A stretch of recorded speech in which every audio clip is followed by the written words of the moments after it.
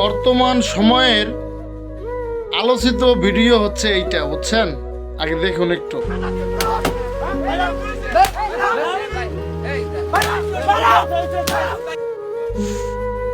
এই যে গাড়িটাকে ভাঙচুর করা হইল, শুধু ভাঙচুর করে নাই, তাদের যে মুখের ভাষা, ওকে নামা ওরে নামা, যদি ওই ড্রাইভারকে নামাইতে পারতো ওই ড্রাইভারকে মাইরা ফেলাইতো, এখানে কোনো সন্দেহ নাই।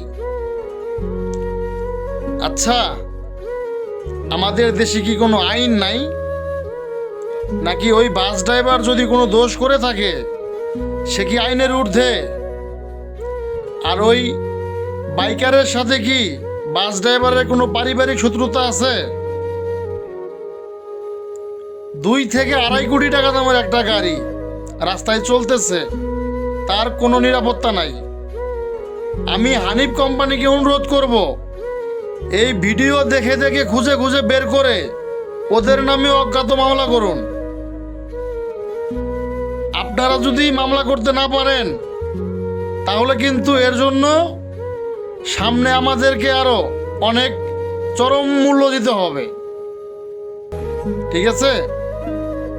আর ড্রাইভার ভাইদেরকে বলবো, এখনো সময় আছে, ঐক্যবদ্ধ হন।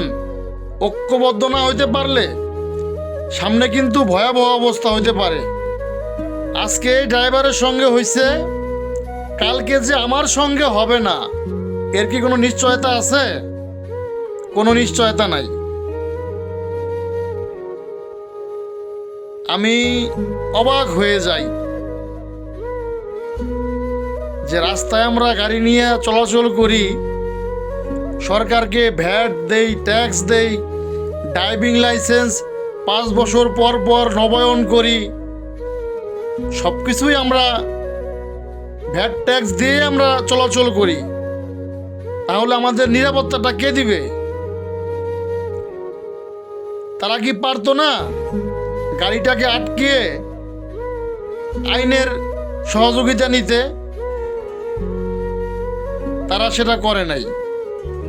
তাদের যে মারাত্মক মনোভাব ভিডিওটা দেখলে বুঝতে পারবেন।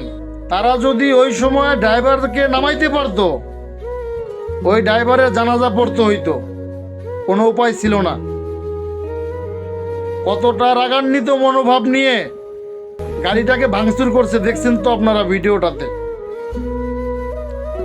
সড়কে আমাদের নিরাপত্তা চাই।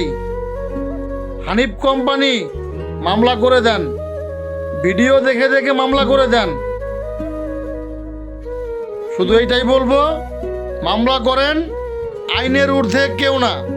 ওই ড্রাইভার যদি কোনো অপরাধ করে থাকে সেটারও বিচার হবে, আর ওরা যে অন্যায়ভাবে গাড়িটাকে ভাঙচুর করলো সেটারও বিচার করতে হবে,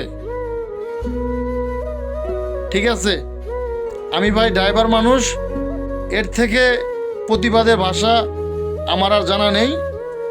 তো সবাই ভালো থাকবেন, আল্লাহ হাফেজ।